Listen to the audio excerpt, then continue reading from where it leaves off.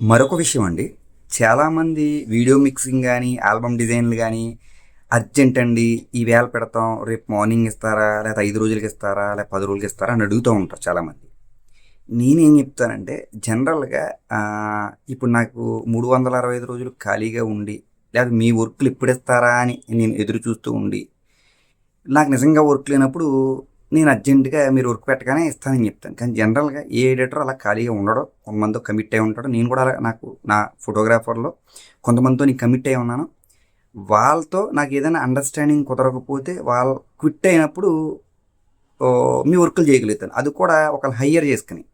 అంటే నాకు రెగ్యులర్‌గా కొన్ని సంవత్సరాల తరబడి ఏస్తున్న ఫోటోగ్రాఫర్లు ఉన్నారు. పోస్ట్ ప్రొడక్షన్ అంతా వాళ్ళు నాకు కంటిన్యూగా నాకే ఇస్తారు.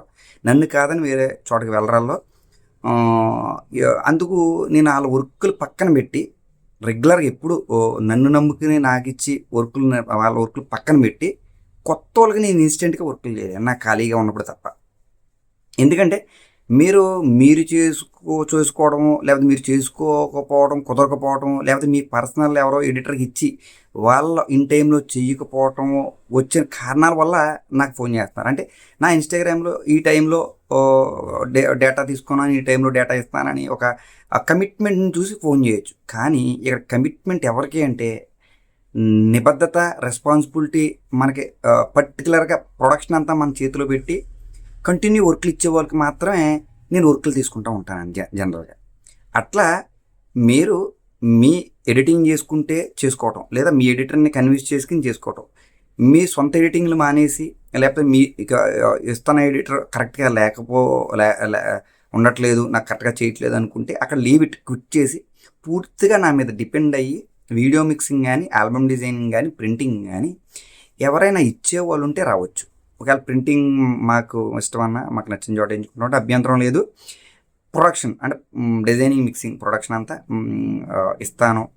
కంటిన్యూషన్ మీకు ఉంటుంది అనుకుంటే రండి. ఏదో ఒక కంటిన్యూషన్ ఇస్తానన్నా, ఇదిగో ఈ వర్క్ చేయండి, నేను మీకు దాని తర్వాత వర్క్‌లు వస్తాయి. ఇట్లాంటివి మళ్ళీ వేరే ఏదో అట్రాక్ట్ చేసి, ఇంపాక్ట్ చేసి రీజన్స్ చెప్పొద్దు. మీకు ఎడిటింగ్ వస్తే చేసుకోండి, ఎడిటర్ ఉంటే చేసుకోండి.